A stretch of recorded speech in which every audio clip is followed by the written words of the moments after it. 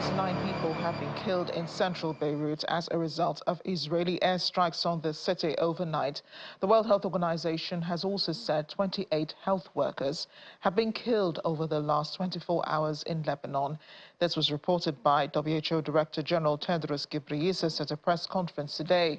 He says that many health workers are also not reporting to duty as they flee areas where they work due to bombardment. Smoke has been seen rising over the Beirut skyline, evidence of Israeli attacks. Israel did not confirm it struck targets belonging to Hezbollah's intelligence headquarters in Beirut. It said the strikes included terror operatives belonging to the unit, command centers, and intelligence gathering means.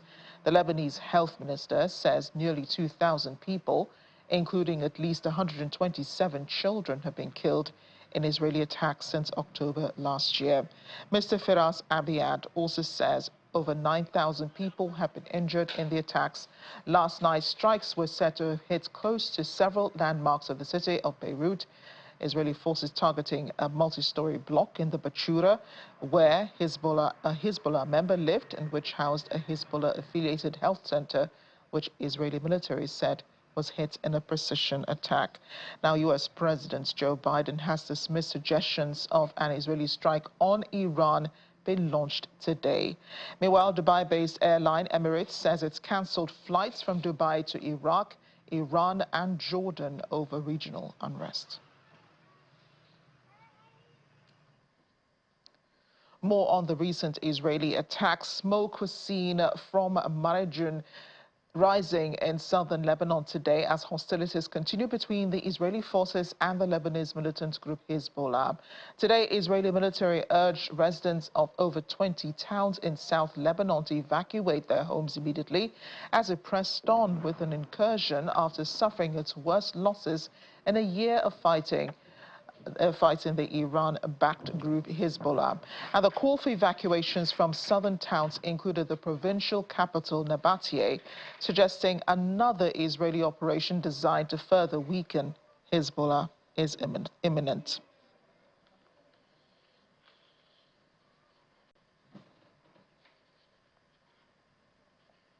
Well, those intense attacks have caused many to flee Lebanon, obeying foreign governments' calls for people to exit the country while they still can.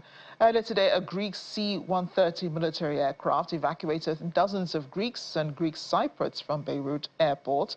Western nations are ramping up contingency plans to evacuate citizens from Lebanon after a sharp escalation in the conflict, coupled with Iran's missile attack on Israel on Tuesday. Government officials said on Wednesday Cyprus has fully activated a mechanism to allow third country nationals evacuating the Middle East safe passage through the island.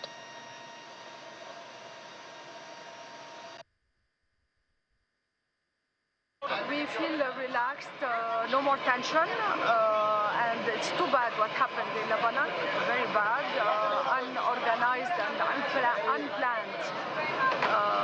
They shouldn't have done this. We have nothing to do with the war. Lebanon has nothing to do with the war, like all other countries. So I don't know why they're doing this. It's for what? For power or for what? In line with evacuation orders, Spain's Ministry of Defense says 2 planes sent to evacuate about 500 Spaniards from Lebanon has departed Beirut and will land later today in the Torrejón de Ardoz base near Madrid. Spain's Defense Minister Margarita Robles said on Wednesday Spain has sent 2 Air Force planes, an A330 and an A400M, to the Lebanese capital and has not ruled out sending a third. An escalation in the conflict between Israel and Lebanon-backed militant group Hezbollah over the past 2 weeks has led to clashes between Israeli and Hezbollah forces inside Lebanon. It's also fueled fears of a wider regional war. More on the evacuations now, as hundreds of people arrived in Turkey from Lebanon via ferry, choosing to depart via sea, with most flights out of Beirut cancelled amidst Israel's attacks. Israel's been fighting Hamas for almost a year now. It sent troops into southern Lebanon after 2 weeks of intense airstrikes, escalating tensions in a conflict that risks drawing the United States and Iran. Passengers who got off the ferry said they decided to leave as the bombings intensified. Some expressed concern about families that they left behind.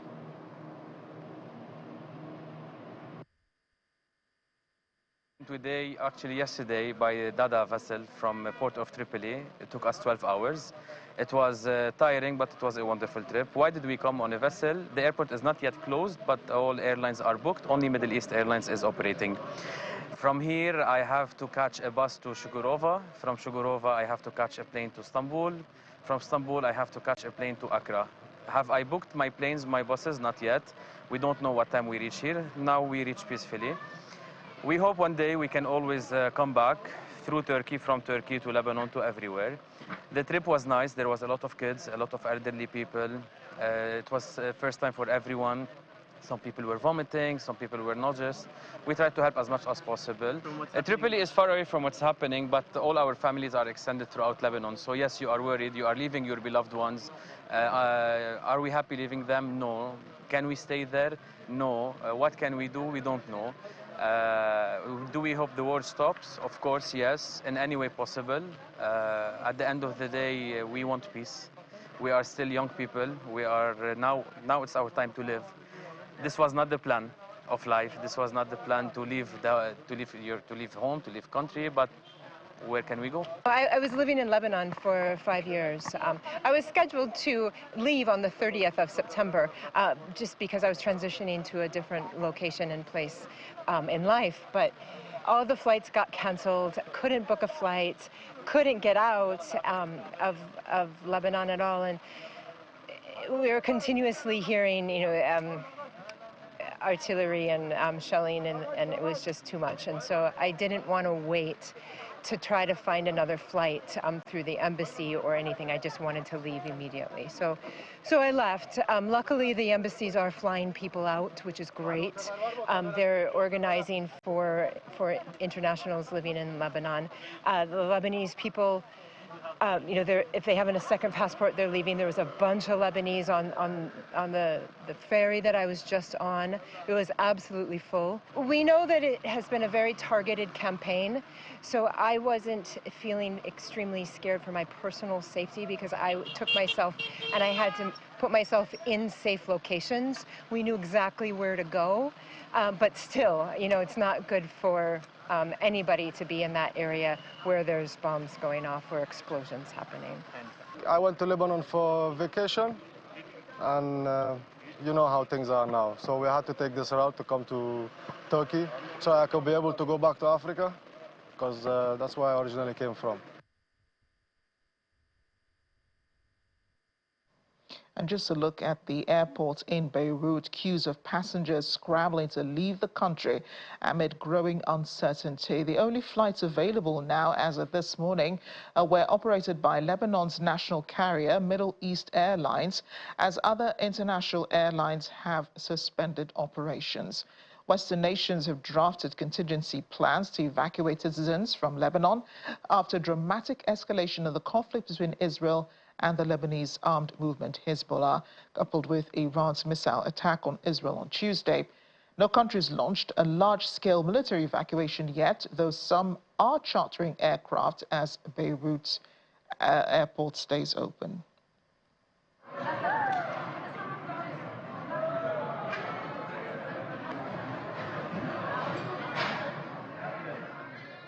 Meanwhile, the Nigerians in Diaspora Commission has advised Nigerians still resident in Lebanon to consider moving out of the country now while commercial flight is still available. The message was conveyed in a statement by the Commission. NIDCOM says it's already received information from the Nigerian community in Lebanon that many people have relocated from the southern part and are now relatively safe.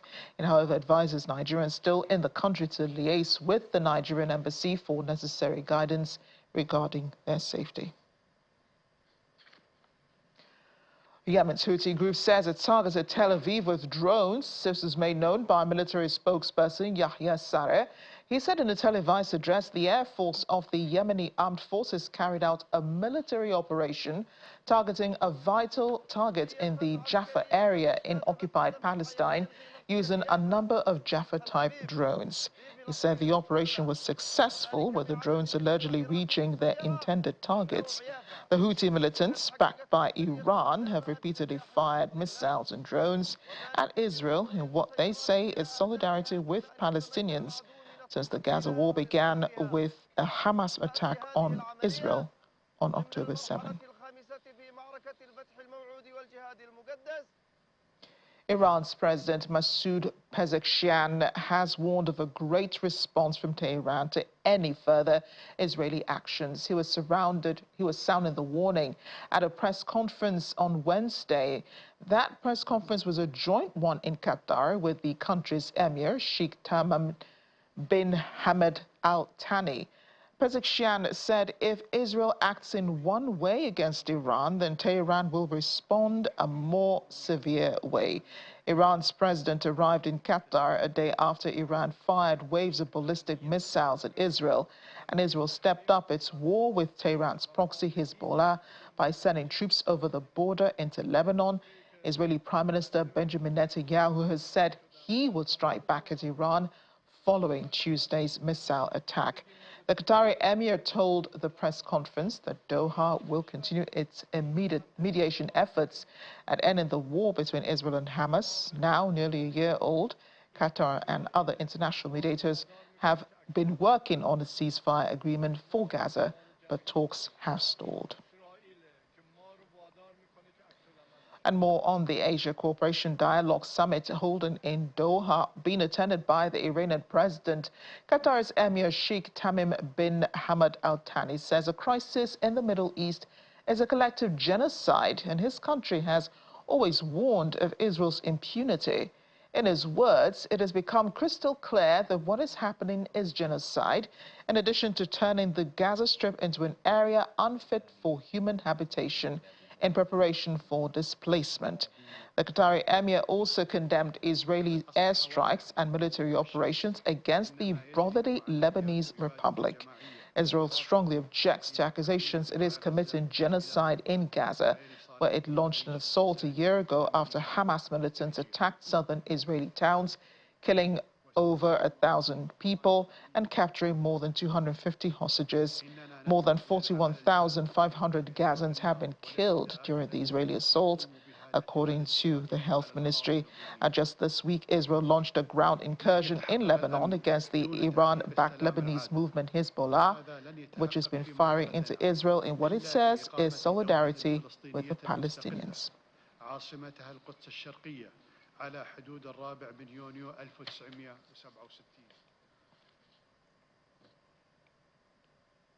Joining me now is geopolitical analyst Edward Opper, who joins us from Dallas, Texas. Edward, thank you for making time to be with us today. And I'm sure that, the conversations are growing and becoming even more intense in many U.S. media about what's going on in the Middle East, especially regarding how Israel might be responding to Iran's attacks on Tuesday. What do you think is going through Prime Minister Benjamin Netanyahu's mind at the moment? Well, thank you for having me. I mean, it's not far-fetched to imagine what is going on in his mind. Benjamin Netanyahu is a warmonger. Every slightest provocation, he's going to do what he's known to do. It's unfortunate that, Israel and their neighbors are in this sort of, cat and mouse, fight. You never know who's going to retaliate, and that retaliation is going to be based on who did what and when. Since Israel got formed as a nation in 1948, it hasn't had any peace. The neighbors haven't had any peace. It's the most troubled part of the world. And with American backing, that's not going to ever stop until America comes to its senses. Instead of just giving arm to one side and put to the other, if that's not going to solve this matter. And then, this rule of, love thy neighbor. I don't know what it is. You go to the Bible, every side claims right to the piece of land they are occupying, and then you go to now adding other people to it. It just doesn't make sense. Nobel Prize have been won on peace for this, but where is the peace?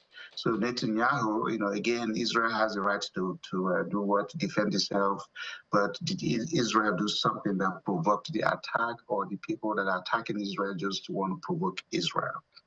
Those are the issues, and nobody seems to have the answer. When I was at Harvard taking a course, and they said how to deal with difficult people, it's called negotiating with difficult people. I said, well, how come we haven't found any solution with the Palestinians and Israelis?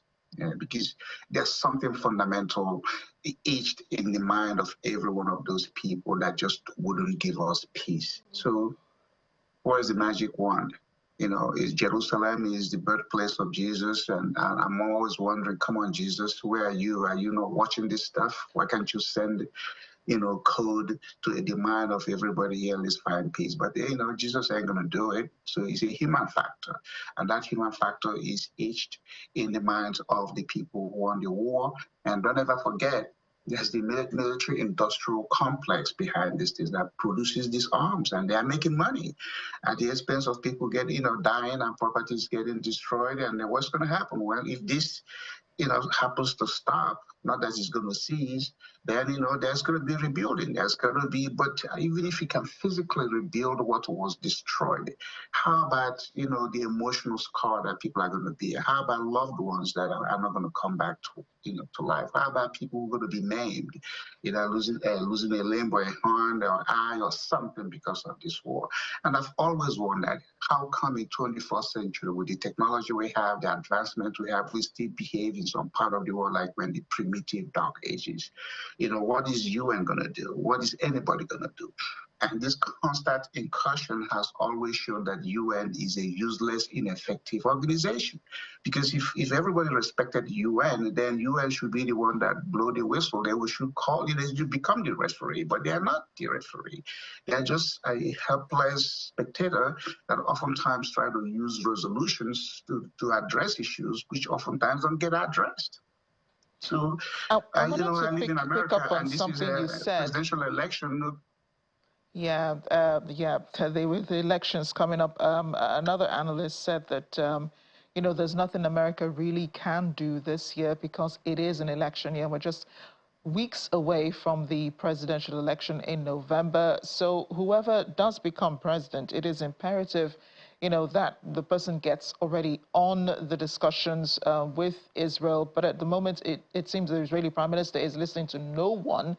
And it doesn't seem like the current U.S. President Joe Biden is trying to get through to him. He's had conversations with him, I'm sure, regarding this conflict in the Middle East. But you talked about America's role, and you say that America coming to its senses. I wanted you to explain a bit more about that, because that could be a factor to this. Other Middle East leaders believe that Israel is simply acting out the wishes of the American government because they have interests in the Middle East. Well, who created Israel? Who made it possible for Israel to be where they are geographically after the end of the Second World War? It was America.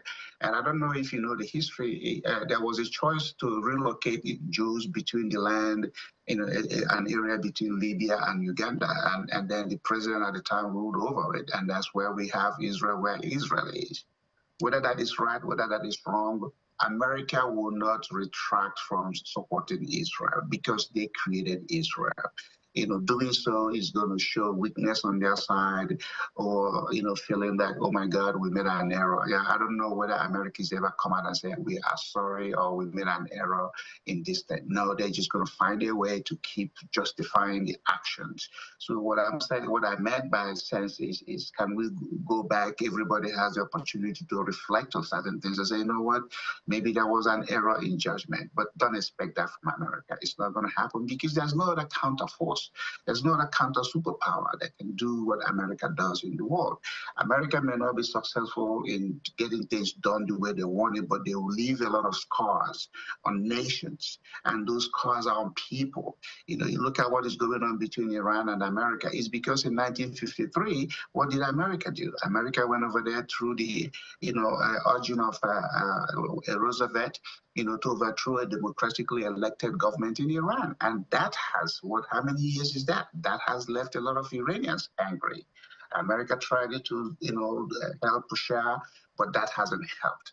So, but what I would like to see, what nations begin to take pride in their own brand, and then step up and begin to tell foreigners, you can do this, foreign interests, you can do it. But as long as nations are still very weak, and as long as you're still going to be able to succumb to the pressure of the dollar, because, you look at what happened in Afghanistan and everywhere. If American dollar comes in, there are a lot of people that are ready to do whatever America wants them to do.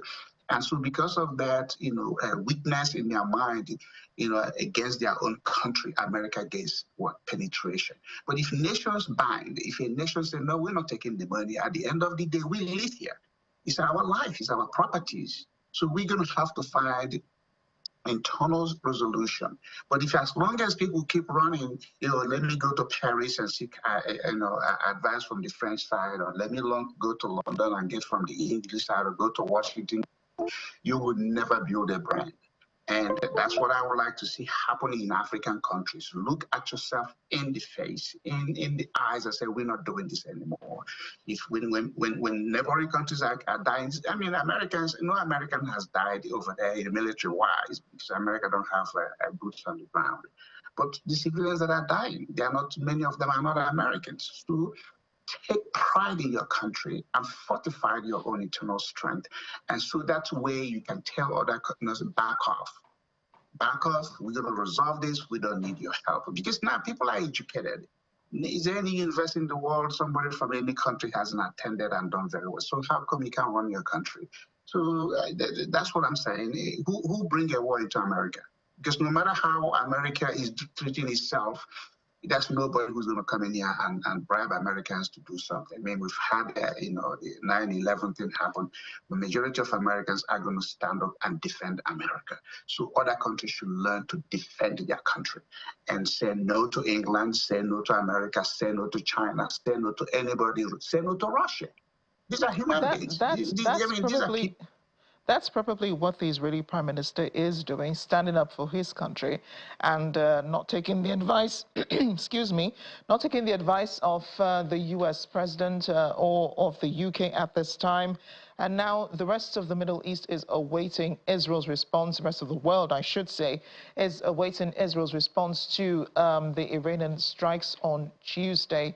Are you concerned that this could tip off a major war in the region? Again, Israel is saying, Netanyahu is saying that because remember his strength is basically backed by America. Okay, so and he's looked at the current American leadership and know Joe Biden is weak. Joe Biden is not going to do anything. He's just watching the clock so they can roll out of that place come January. So he's like, Igbo says something. Igbo says something like this: if somebody sees what they're going to do, they're going to beat up. They want to fight. So Netanyahu sees that, hey, Joe Biden ain't going to do anything, and Israel sees that, hey, we have enough arms and ammunition amongst us to stand up to our neighbors. So, but the thing is, let the regional countries that are around Israel, how do you guys negotiate a peace? Because some of them don't have the military power. They don't. I mean, Israelis have the military power, and they have very sophisticated weapon system that can wipe out a whole lot of countries around them if they choose to do it. But I don't think they want to do that. Again, it's more like, look, let's sit down, have a conversation. The Palestinians, all these years, they have fought and fought. Nobody's coming to their rescue. And now it's spilling over to Lebanon and Syria and everybody around them. Can you just come down and say, okay, this land we're fighting for, is it not the land we are going to get buried in? You know, when people say save the earth, what are you saving it from? The earth is going to swallow us. So why can't we just have a peaceful way to live it, enjoy the 70 or 90 years God is going to give us, and then we move on. But having this cause that children bear, generations bear after is not good. It's not good for the world. It's not good for the leadership. It's not good for 21st century because we are no longer in the dark ages. We have to really be honest with ourselves. If mistakes have been made, acknowledge the mistake and try to find a solution for it. America is largely responsible for the crisis in the Middle East, and they are the enabler. They have encouraged Israel and the Israelis' rights to defend its territories, but Israel to please look at the suffering.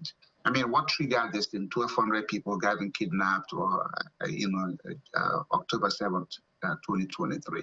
If Netanyahu is so sophisticated as a leader and has intelligence that he keeps saying, how come that happened?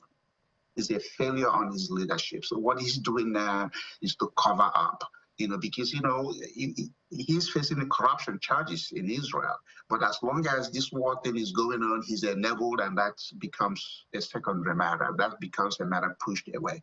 Netanyahu is facing corruption charges. So he has to have something. He has to find something he's going to use to distract and deflect from what the issues are. But, at the end of the day, everything under the sun is going to come exposed, whether he's done after he's left office. But again, it also tells you the weakness of legislative power in all these countries. So how can one individual just be able to run circles and get to do what they do? Why can't they say, no, we don't want this, let's just have a peace discussion? But they don't. So everybody that is a part of that leadership council is also, a victim, is also guilty of whatever their leader is doing. Just like, I don't want to inject this, but this is the case of Nigeria. When Tinubu does what he does, it's not because Tinubu did it, it's because the National Assembly is sleeping. So how come one man is able to get up and do what they do and everybody else keeps quiet? You have to hold your leaders accountable. Until that happens, and until that becomes a fabric of the leadership, all the bad things are going to keep happening. Right, Edward, thank you so much. Appreciate your analysis and your thoughts on the crisis in the Middle East. Thanks again for joining us. Thank you for having me. As Israel's war with Hamas creeps towards its first anniversary, the death toll on the Palestinian side is over 41,000.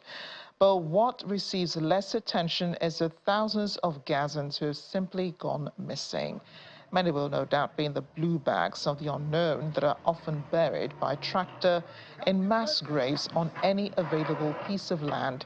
Yet many relatives still cling to the hope that a son, a brother, a sister, or a spouse will return alive. 7 months on, someone like Mohammed Jamil Al-Masri and his wife remain hopeful that their 17-year-old son, Haitam, is still alive. The 41-year-old father said his teenage son, who works as a cigarette salesman at a market in Rafah, went out to work last February and never came back.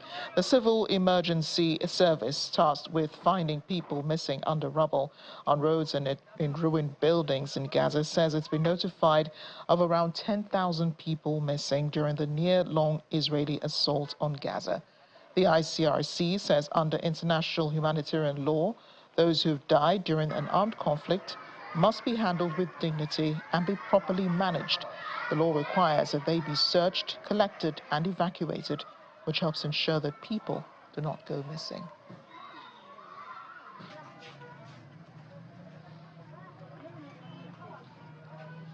Staying with hostages' families, we're looking at the holes made by the Hamas bullets that cost Avida Bachar his leg, there we are, and his injured arm. The day was October 7, 2023. The time was just after sunrise, and the place was very sleepy, sun-kissed Israeli kibbutz, just 4.5 kilometers from the Gaza Strip. Bachar lost his leg, but he survived the attack. Excuse me. Other holes in the same door are a reminder of those that killed his wife and son, whose blood can still be seen on the door of the safe room that they sheltered in. By the time the sun set, 1,200 Israelis were dead. A further 250 were taken hostage by the gunmen. who burst out of Gaza that day, marking the start to a conflict that has brought Israel to the brink of war with Iran. Over 41,000 Palestinians have died since then.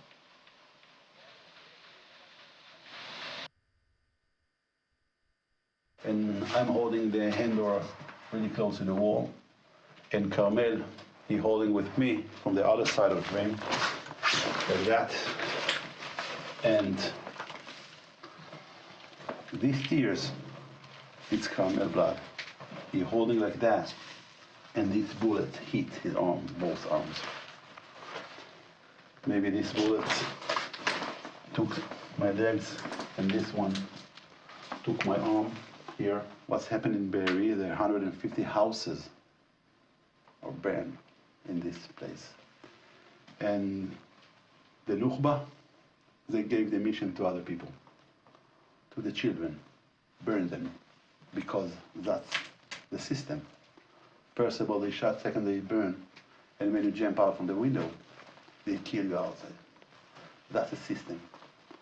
And a heavy smoke get into the safe room. They burn the house. Be'eri is very unique because it's a very strong kibbutz, not only financially, but also the social structure is that everybody helps one another. And it's a tradition that goes in Be'eri for many, many years. So it was obvious, it was from day one that they need to support one another. It wasn't just a terrorist attack. This was 12 hours of terror, of people walking house to house, terrorizing people, murdering, and doing horrific things. And it will take time not only to build Be'eri, it will take time to build the confidence this is a place, this is a safe haven. When the terrorists came in around 10:30, my father that went to the bathroom managed to lock himself inside my parents' bathroom. And that way he was rescued on Saturday night, but he could witness and hear and even see from the bathroom window. From the bathroom window, we could see all of his family taken away. It's my home. That's where I want to live. That's where I want to raise my kids, with confidence, with security, and that's where I'm gonna plan to be in the rest of my life. And right now, when the situation is a lot more harder, so it makes me want to come more and try to make it better for me to live here and for my community. And for the world at large, Emily's hand was the face of the Israeli hostage drama, aged only 8 years old, when she was abducted by Hamas during a sleepover on October 7, 2023. Many rejoiced when she was free during a brief truce with the militant group 6 weeks later. The abduction of a child so young propelled her father, Thomas Hand, a native Irishman, into the center of global attention. He initially thought she was dead. Weeks later, Emily was in his arms, back among her books and cuddly toys. She was one of the 250 that were taken that day. A year later, Thomas makes light of Emily's untidy room, as we see there. He jokes about having better doors capable of resisting the bullets that Hamas used to kill over 1,200 Israelis that day when they broke out of Gaza into the south of the country.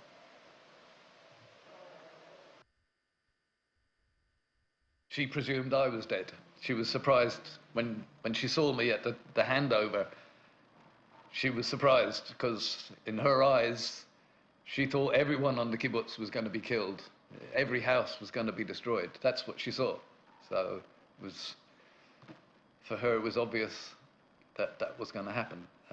I didn't think of that, so I didn't think she would think of it. I didn't think she would have that thought process. Finally bury her alongside her mum. Her mum, the is in Be'eri. Yeah, well, you've seen my reaction when I found out she was dead. It was pure relief. You know, it wasn't happiness, it was just pure relief, because even then, 3 days after the 7th, the kibbutz told me she was dead. Even then, I already went through it in my head, what they were going to go through. We've seen it before with Gilad and all sorts of stuff, so I did not I did not want that for her. That's, like, I called it a living nightmare, I think. So, yeah, so when I found out then 30 days later that she was alive, it was an awful feeling, now knowing that she was in there. But again, there was hope of her coming out. Only a hope. No guarantees at all. In some ways, she's even stronger than she ever was. It's given her an inner strength, knowing that she dealt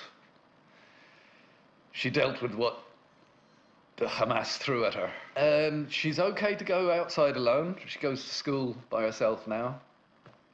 She's okay being outside, but inside, no. If I'm not in the house, she won't come in. She'll go to one of her friend's house. The VOA's Ricky Rawson is in Tel Aviv for us. Ricky, great to see you as always. And just hearing the stories of those who survived the attacks by Hamas on October 7th, and then those who did go into Hamas captivity and came out, people like Emily who have amazing stories of survival. 30 days, no joke, in Hamas captivity.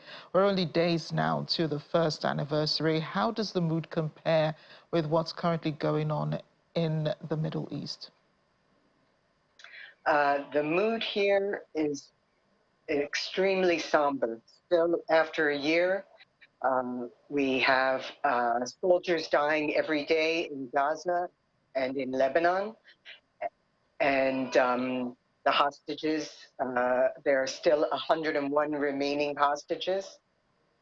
And it also coincides with the beginning of the Jewish holiday season. Today is the Jewish New Year, and people usually would say to each other, would wish each other a Happy New Year. This year, however, people say, we hope that this next year will be better than the last one. Yeah. A stark reminder there of what happened on October 7. And as you said, still over 100 hostages still out there in Hamas captivity. Is there still hope that they could return? Well, with the last few weeks of intensive fighting beginning between Israel and Lebanon, and now it seems Israel and Iran, the public, the army, and the government have been distracted from the hostage issue, and the hostage families are really at quite a hopeless kind of place, because nobody is paying attention to their loved ones in captivity anymore. Also, because of the threat of missiles coming from Lebanon, from Yemen, the Houthi proxies of Iran have been firing missiles at Israel, and 2 nights ago, 180 Iranian missiles. The Home Front Command has forbidden gatherings of more than 300 people outside. So the weekly hostage rallies, led by the families of the hostages, which just a month ago drew almost 500,000 Israelis into the streets, are now being canceled or reduced considerably. So it has retreated to the back burner as an issue. Yes, the war, especially the Israeli offensive in Lebanon, has overshadowed any talk of hostages. I mean, there is no talk of a ceasefire anymore. I mean, that's been scrapped off the table, away from the agenda. What's in focus now is Israel dealing with Iran because of those strikes on Tuesday. And then, you know, the Hamas taking responsibility for the gunmen who attacked in southern Israel as well on foot and killed 6 people. Israelis, are they concerned about the possibility of them being engrossed in a war? Because there does seem to be the sounds of it in the air and the atmosphere. Everyone seems to be a bit tense about what's really going to happen. You have Lebanese fleeing their own country. You also have people in Iran just waiting with bated breath, wanting to know what Israel is going to do, and then the Prime Minister holding very closely to his chest his next move. Well, certainly the war has come back to the home front. One could say that October 7th